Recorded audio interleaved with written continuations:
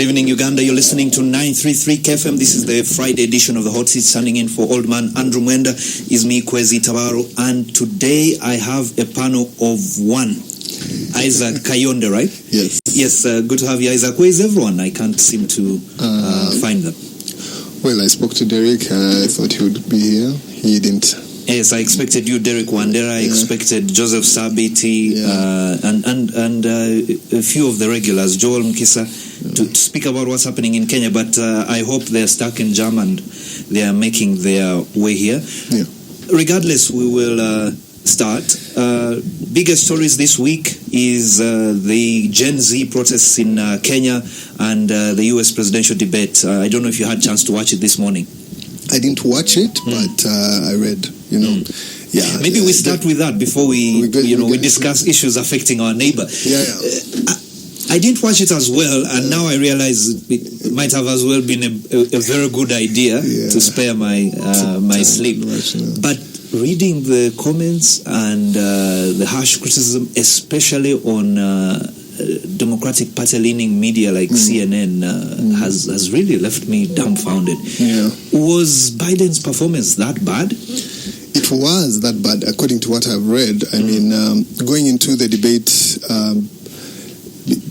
Trump was expected anyway to win the debate, but the ratios were really, the margins were slim. 45% had been given to Joe Biden.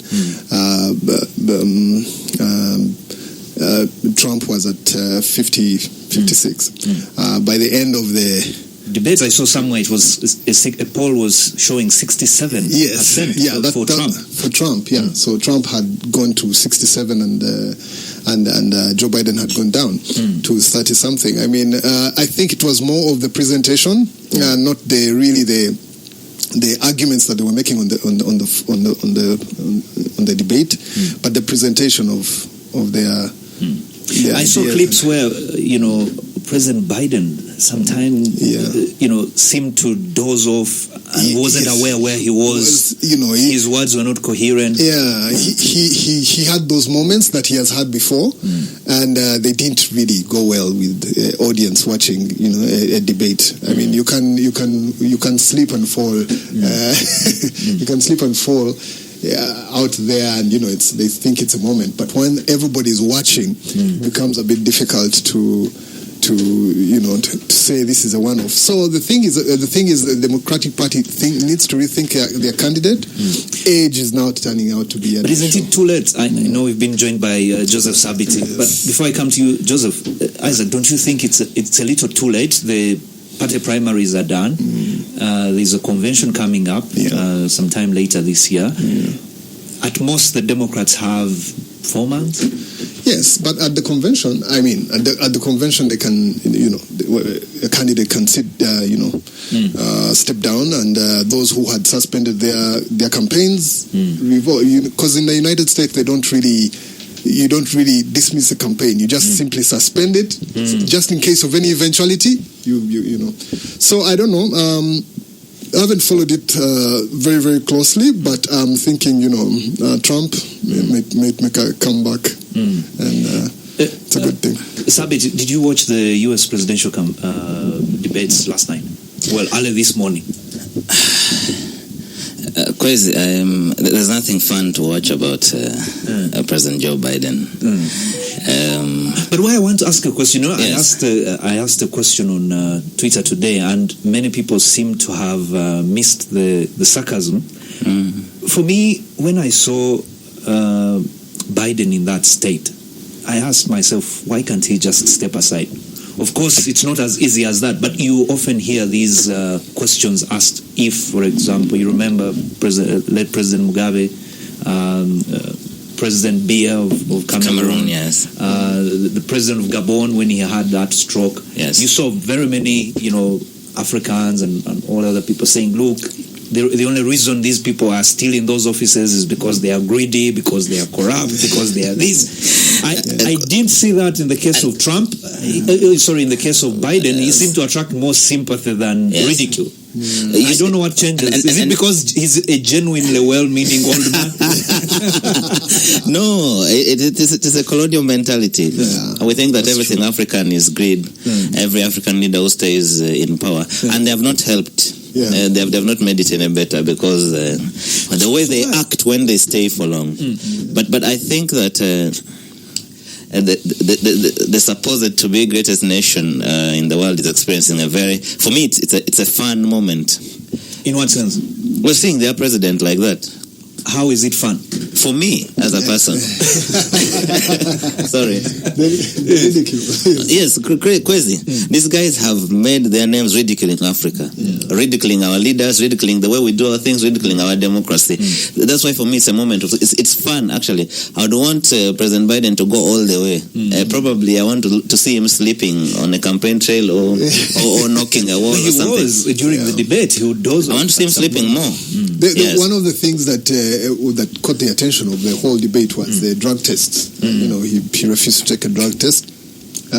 Biden. So are you suggesting that he was using some performance enhancing drugs? Yes, because to keep him awake during the debate? Absolutely. I mean, they were checking out what were the reasons that he was giving. Is that many of the drugs that he could have been on might have been performance enhancing in every sense of the word. And he has those moments where he went off, where he freezes and all those things. So definitely, Trump wanted to use that, but he couldn't. I mean, but Joseph, I want to come back. I saw Kamala Harris's post-debate assessment, and she says the one thing that we have that Joe Biden has is a vice president who supports him. But she makes mention of the start was slow. Everybody could see it. I don't want to debate that. She was basically saying, hey, look, I have no option but to support this guy. But surely the guy is tired. But you see, if that was an African leader, the Western media would ridicule us so bad. They would make a mockery of us and everything. And there would be analysis on CNN now, on BBC of this old man who is clueless, who is greedy and everything. So why doesn't the greatest nation on earth just see that they're experiencing a moment of embarrassment and deal with it? Actually, you asked me a question and use an example that for me is tricky. Because up to the time R.G. Mugabe went down, I was a strong supporter of Robert Mugabe. I support him in death. Joseph, the counter-argument might be that America's institutions are so entrenched and strong that they can afford to have a lame duck president. But in the case of these poor countries where the president determines literally everything, it's risky to have a president who has moments when he's not mentally in charge. But you see, is that the argument they made during the Trump era? Which argument?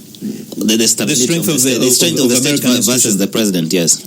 I think that during President Trump's moment, there were concerns about how America is no longer what it used to be. America is no longer this. Trump is making fun of our institutions. Trump has done this and everything. It shows that the concern about leadership at the helm it cuts across. Yes, the American system is strong. It has developed over 200 plus years and everything. It's better than our systems here. But you see, the president of the United States is still the symbol of their superiority, the symbol of the policeman of the world, the symbol of greatness. The American dream is espoused by Barack Obama's eloquence, by Bill Clinton's smartness, by Hillary Clinton's prowess at the international relations platform. It is not projected by a sleepy Joe. The question that I asked Isaac, where do the Democrats go to after here? Because the primaries are closed. Yes. So does Biden step down and Kamala Harris completes his term and therefore runs for the presidency? Or do they allow him to stay on until November? Because my biggest worry actually is not that President Biden will be 80-something and still on the ballot in November. He may not make it. Yes, to November. But you see, you spoke about a strong state that can deal with the death of a president, that can deal with the collapse of a president and things like that. But I think that personally, I want to see a return of President Trump to the White House. Why?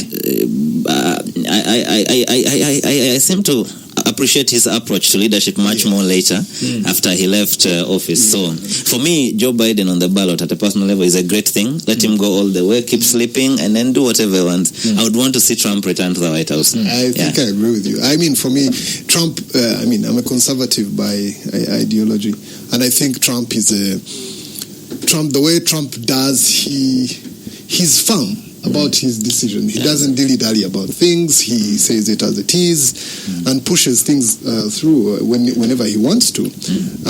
So for me, he's, especially in this the circumstances that we are in as a world, wars and this general African neo-colonial thing moving, I think he's better suited. Ukraine, sort out that issue of Ukraine. He's better suited. He has said, look, we can negotiate. Palestine is up in flames. I think he's better suited. He's a better...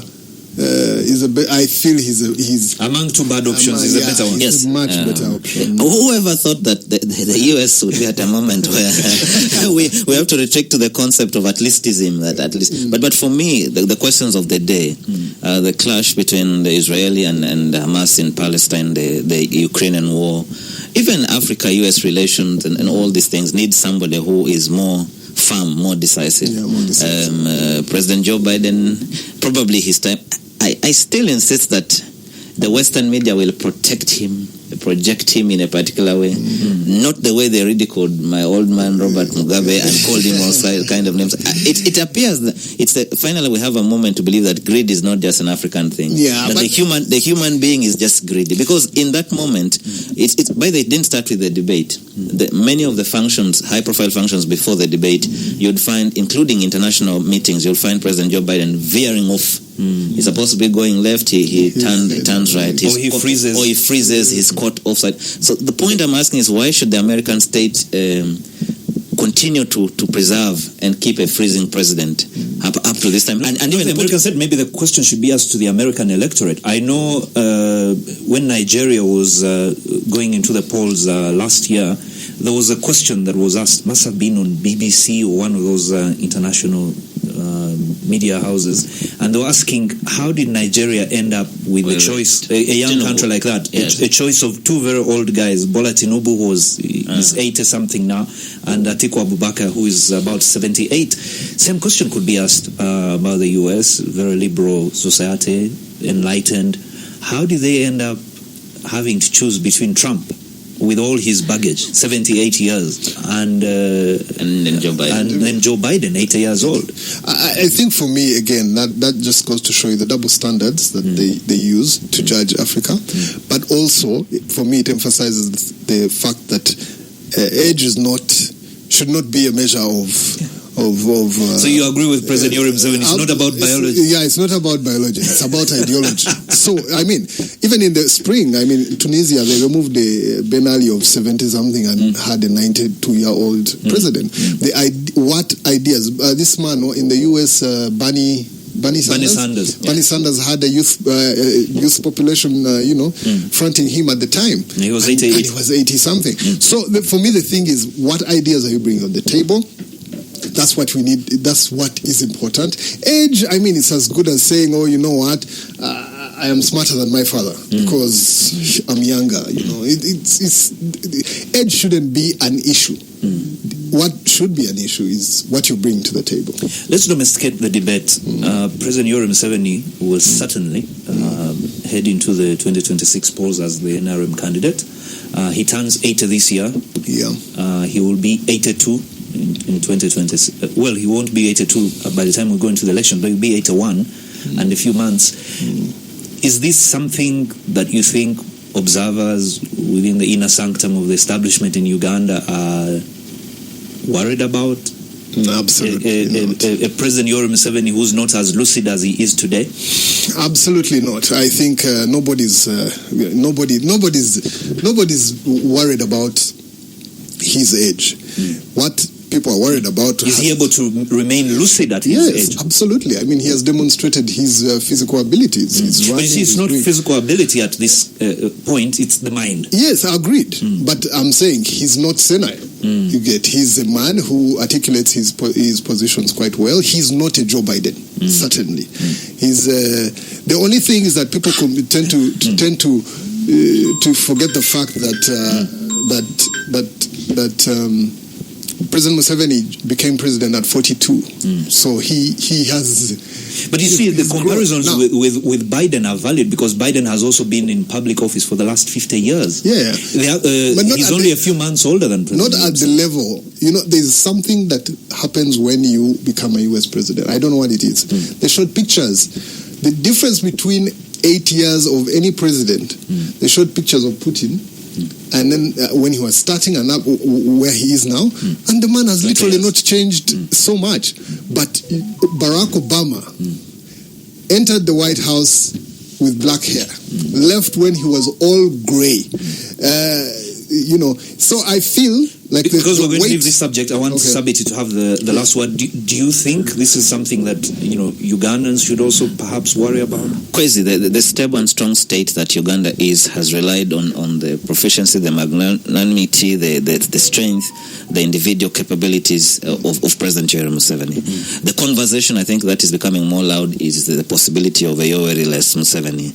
When he gets to 82, then we can no longer pretend that we don't want to discuss the future. And yet because I've seen him at public functions where he has a walking stick. You may say it's a fashion statement, but one would worry. For me, it's not even the walking stick. It's the fact that he's getting to 82. However strong you are, however however enterprising you are, at some point the biology slows you down, and so the state of Uganda that has relied on this strong man then needs to have a conversation about life after him. And for me, I've always insisted that conversation must begin to happen within the ruling national resistance movement. It's a taboo right now to talk about it in the NRM, but that conversation is safer in there, or we will fall back to our default position as a country, which is the armed forces. All right, thank you, gentlemen. We'll take a short commercial break. When we come back, more. Welcome back from the break. You're listening to 933 KFM. This is the Friday panel of journalists. Standing in for Andrew Mwenda is me, Kwesi Tabaro, and in studio today, I'm joined by a panel of two. I have Isaac Kayonde, who is a political commentator. I also have Joseph Sabiti, who is a spokesperson of the Speaker of the House. Gentlemen, in the first segment, we're discussing the U.S. presidential debate that happened early this morning at nighttime in the U.S., where President Joe Biden did not do his campaign any favors with the dismal performance. But we shift gears to what is happening in the neighborhood. Joseph Sabiti, this is an issue that is close to your heart. What exactly is happening in Kenya, and why are the young people angry? I have honestly found only one unique thing with what's happening in Kenya, that now it appears tribeless and it appears nationwide. But I made this tribeless, classless. Yes, because there are ministers whose kids were involved in this. Yes, now it is tribeless, classless, and borderless. The tribal nations of Kenya have been transcended. That's the only difference. But every generation in Kenya has had their fight. And I made this argument, and we have had a back and forth on the WhatsApp group about this. But I said that, look, from the days of Mau Mau, the fight for the Kenyan independence was not an Ozambe dance, right? People... What is Ozambe? Ozambe is a trending song. Yeah. So it's not a joking matter. Yes, the image is a girl seated on someone's lap and twerking. Yeah. And so the Kenyan fight for independence, many people have castigated me for saying this, but was not a papichulo dance. The guys went and fought. That is why when the Kenyan society called Dedan Kimathi a field marshal, it is not because of twerking and things like that. They fought. After independence, with Jomo as president and Jaramogi Oginga Odinga as vice president, the fallout between the two was messy. The clash in Kisumu that led to the killing of so many people when over 200 people killed. So the Kenyan state has been defined by confrontations between those who don't agree with the state and those in charge. But for them, you see, for them, you mean the Kenyans? Yes, their confrontation has gone to the public. If Kwesi of Eldoret is fighting with Isaac of Masaka, it's not just the two of them. It is the Masaka community versus the Eldoret community. So that has kind of defined. And when even post-independence, the fight for multipartyism in Kenya, it was not an elite conversation. It was not a group of Kwesi and Isaac wearing nice cologne, sitting in a studio discussing. No. The people, the masses, the Wananchi, the Mamambogas, the borders have been involved. When the fight for independence was so severe that after 82, for multipartyism, after 82, after that failed coup, the Nyayo House tortures, the arrest of the Raila Odingas, the torture of the Kenneth Matibas, and that assassination of the assassination of Robert Owokos, it was not a boardroom affair. It has always involved the Kenyan masses. So over time, the communities have been emboldened. So you think this is characteristic of I am saying this is Kenya. Contestation in Kenya. This is Kenya. In 2007, when it went south, it was still with mass murders and things like that. The push for the promulgation of the constitution in 2010 was not a boardroom. In Uganda, when they are amending the constitution, who talks? Well, they beat a few. Yeah, you see, when the constitution, an important constitutional provision is being done in Uganda, well, with Toji Kwatako, there was a bit of public participation that your friend Kale put a freeze on. But I'm saying that these are new scenarios, and this is not to discredit the work that Dr. Kizza Besigye did in terms of conscientizing and trying to raise a critical mass. But we haven't gotten to a point of that critical mass. So for me, I am saying the only surprise factors for me is that this time the president's community was on the streets. That the son of the immediate former speaker and the serving attorney general was on the streets. That the son of the archbishop of the Anglican Church of Kenya was on the streets. That the children of Mike Mbovi Sonko, who the Kenyan youth should really be demonstrating against. Because why are the youth on the? Why is the son of Justin Muturi on the streets? But you see, those are the questions. The father was speaker for 5 years, made all the presided over all the terrible decisions, and is now attorney general in this terrible government that they don't agree. What exactly? He has been. Yes. I was in Nairobi last week. Yes. I passed through Nairobi. I was attending something in Mogadishu, and something strange happened because at some point I felt safer in Nairobi than in Mogadishu than in Nairobi. So when the serious protests happened on Tuesday, my flight was supposed to be on Wednesday, and KQ called us saying they had cancelled flights. Now I was thinking maybe I should consider the alternatives, Nairobi. But that's how serious the protests were, and we've registered protests in all 47 Kenyan counties, all the major cities, in rural areas, across the divide, as you mentioned. The children of elites. We saw Obama's half-sister was involved in the protest.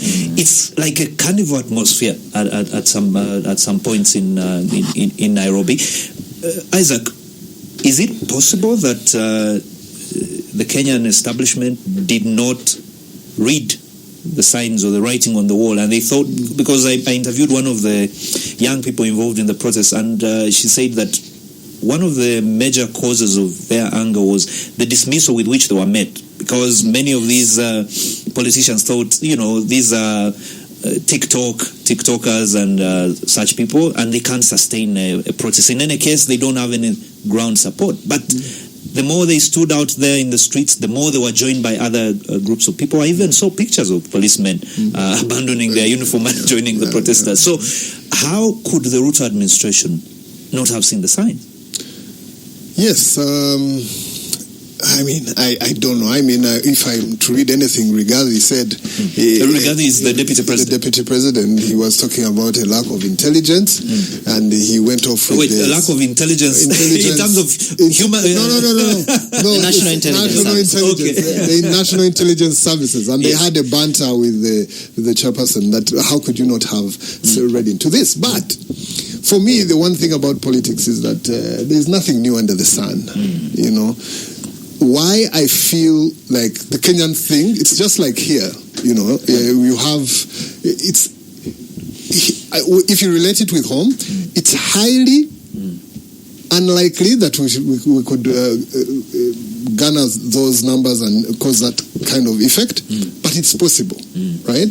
The difference here is that all these protests, if you look at the protests, the thing when you're talking about the protest in Nairobi, it takes the same thing as the protest in Sudan. It takes the same thing as the protest in Tunisia, in Egypt, right? And with the exception of Zimbabwe. The issue here is that when it's political, those protests don't gain much other than looting and stuff, because there are two sides of the equation.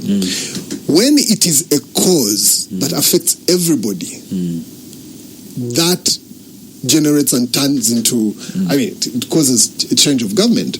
And I see that the cause. So you think the success of these protests is because for the first time no major opposition leader is at the helm of them? Yes. And for as long as the politicians stay out of the protests, the protests succeed.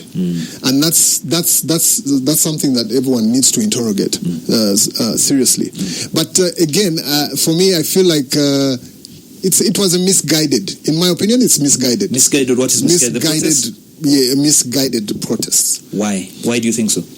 Again, the option of them not passing the bill is probably going to be worse on them, right? But you see, what those young people are saying is the government was not even willing to entertain a conversation. Because remember, before they went ahead to say we reject the financial bill, they had said, please remove some of these taxes on sanitary towels, taxes on medical equipment, taxes on so many other things.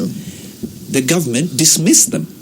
So when they started protests, there was a concession where government said, okay, we will consider some of these items and remove them from the finance bill. But the protesters said, so since we've gotten that, we might as well do away with the entire bill. So the question then becomes, it's not that the protesters did not have an issue to protest against, it's that the authorities were not willing to even entertain debates, and by the time they wanted protesters to come on the table, it was already too late.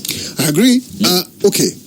First, and there was already international attention, international pressure. All international media houses were covering the protesters. They were receiving. I was talking to some people. They had set up kind of distribution stations for medical supplies. People were providing ambulances, doctors who were unemployed.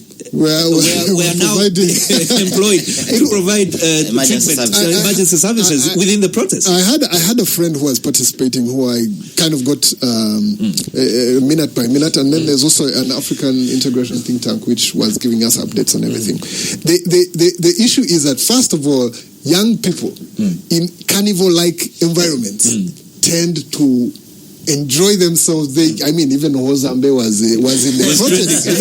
He was there. He was one of the. He was one of the Ugandan artist who sang the song was involved in a protest in the protest. He had gone there to perform, and he got caught up. So he got caught up, and he was Hozambe. That atmosphere was commendable. They were peaceful. For me, why I'm saying they got a little too far was when what happened on Tuesday. When we come back from the break, we'll discuss what happened in the protest on Tuesday. We'll take a short commercial break. KFM's Hot Seat. It's hot. It's live, provocative, and digs deep into the issues. It's KFM's Hot Seat.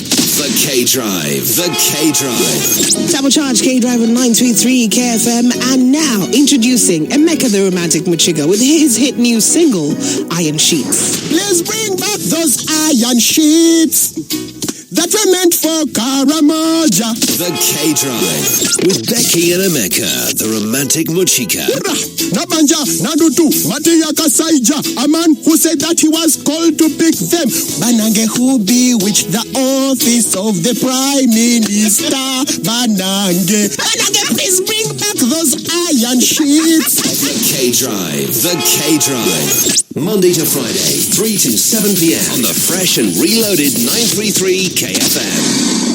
The NSSF Go app gives you the convenience you have always desired. Now you can do everything everything online without necessarily visiting an NSSF branch. You can self-register to become an NSSF member, register your business or company to get an employer number, and begin making NSSF contributions. Submit your NSSF benefit claims anytime, anywhere using the web or mobile app. Download the NSSF Go app from your mobile app store or visit www.nssfgo.app. Call 0800-286-773 toll-free for details. Terms and conditions apply. NSSF, a better life. Alliance Francaise language classes are back in session. Learn French, Swahili, Spanish, and Uganda to boost your career and life opportunities. Session 3 for all classes begins on the 8th of July 2024. Classes are available at Alliance Francaise Kampala on Bukoto Street, Plot 52, Kamocha, and the National Theatre. For more information, call or WhatsApp 0708-715068. Register now. Alliance Francaise Kampala, craft your future.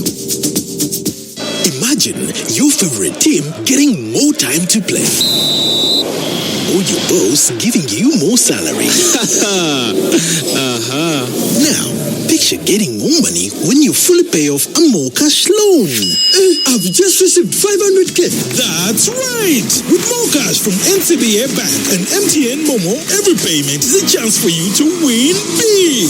From weekly draws of up to 500,000 Ugandan shillings to a grand prize of 5 million shillings. Simply dial *165*40# to repay your loan and win. NCBA Bank. Go for it. NCBA Bank Uganda Limited is regulated by the Bank of Uganda. Customer deposits are protected by the Deposit Protection Fund up to 10 million Uganda shillings. T&Cs apply. Tone, cool, lively, upbeat. Don't follow the rules, make your own. Defy expectations, set the bar, then raise it. Don't follow the trends, you are the trend. Nothing can dim your shine. You were made for the spotlight. Tusker Light, turn on your light. Excessive consumption of alcohol is harmful to your health. Strictly not for sale to person under 18 years of age. Please enjoy responsibly. 933 KFM. Hottest debate on all relevant topics live on KFM's Hot Seat tonight. KFM's Hot Seat covers all the relevant topics every weekday, 7 to 8 p.m. Welcome back from the break. You're listening to 933 KFM. This is the Friday Hot Seat. Standing in for Andrew Mwenda is me, Kwez Tabaro, and in studio I have a panel of two. I have Isaac Kayonde, who is a political commentator. I also have Joseph Sabiti, who is a spokesperson for the Speaker of the Ugandan Parliament. We're discussing the nationwide protests in our neighbor Kenya, where as of yesterday, at least 23 people had been killed across the country and 30 were being treated for bullet wounds. This according to the Kenya Medical Association. These protests, Sabiti, started off as peaceful. As you said earlier, it was a carnival atmosphere, young people taking pictures, recording videos and all that. But then something went terribly wrong on Tuesday when protesters decided to storm Parliament, to storm State House in Nairobi, the State Lodge in Nakuru, and many other places across the country. And this is when the killing started. What could have informed the response of the Kenyan state? At some point, it felt like this was Uganda. No, Uganda has a strong state. To November 2021. Uganda has a strong state. November 2020. Even when November happened, there was order restored in no time. Really? Yes. Did you see the armed people in civilian clothes who were shooting? No, I am saying there is no protester who overran any government installation, strategic installation in Kampala. That's a sign of a... No, but I'm saying the behavior of the Kenyan security services, it's something that we didn't expect. No. Yes, here's the thing, Kwezi. I think that for me on Tuesday, I saw a failure of a state. In what sense? My understanding of a state is that statecraft requires absolute intelligence. The President Ruto didn't look like he had a brief of the likely situation to unfold. National intelligence is supposed to say, look, from the look of things, we project protests in 45 or 47 or 35 of the counties. You don't think there was that assessment? The response didn't look like there was one. Because then the brief is supposed to inform the deployment of the security apparatus. I saw Adams Bungei, the commander for Nairobi, on the street looking extremely clueless. Remember, Ruto has decimated Kimayo. David Kimayo, who was the former Inspector General of Police. In his fight with Uhuru, he said, we have the most incompetent Inspector General in the world. That was before he took over to become Commander-in-Chief and demonstrated what is close to the most incompetent Commander-in-Chief around the world. Because Nairobi City offices, City Hall overrun, the Uganda High Commission overrun, the National Assembly of Kenya overrun, almost all the county assemblies across Kenya overrun, homes of members of parliament, individual members of parliament overrun. I saw individual MPs being stormed, people being taken through ambulances, and things like that. On Tuesday, that's not the image of a state you want to project. But for me, I think the lesson is that anybody, all of us, especially us who work in public offices, anybody who dismisses young people is the joke is on them. Yeah, these young because they will come there and literally have lunch. Yeah. If you dismiss them, if you dismiss young people, the joke is on you. Because for a moment you'll think you're so powerful, you're shielded. Moses Masika Wetangula, on a normal day, you would never access him. This is the Speaker of the the National Assembly of Kenya. You would never access him. But on Tuesday he couldn't find his mess. He couldn't find his mess. His mess was on the street. I am told he was taken out in an ambulance. Kimani Ichung'wah, the leader of majority in parliament, when he spoke before that, he said, these young people who have iPhones and are traveling in Uber, they don't know anything, they don't know what they're saying, and everything. I haven't seen him say anything. There's one who gave an apology. I don't know whether he's that guy. There's one who gave an apology. But for me, what sparked it was the fact that the bill passed. So it was about 2 p.m., 2 a.m., 2 p.m. The protesters were doing their thing. And then they heard that the vote had swung and the thing was going to the president. But that is what I was saying. That's what he was saying, that intelligence. So certainly some people would have known that this bill is likely to pass and these are going to be the repercussions, and then they would have put in place measures. But you're passing this very unpopular bill when hundreds, if not tens of thousands of people are literally on the gates of parliament. Yes. I think for me it was also, like you said, an underestimation of what the issue was. A failure by the head of state and the police. But you see, let's assume this is a democracy, so institutions work. So certainly, yes, he's the head of state, but this is police work. This is work for the Ministry of the Interior. It's not even about that. 2 months before that, Kenya has been boiling. There had been a massive mobilization online. There were signs that the young people are mobilizing themselves. MPs had been confronted in their churches, at funerals and everything. The writing was on the wall. Why do you subject a contentious debate like that?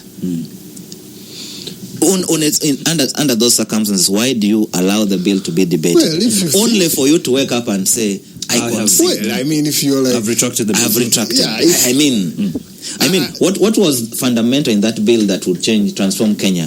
What was it that Kenya would not do? But you see, this brings me to the other point that when you speak to some of the actors, incidentally, including people in government, they say that there was no unanimous support for the bill even within Ruto's government, and that certain officials in Ruto's government had felt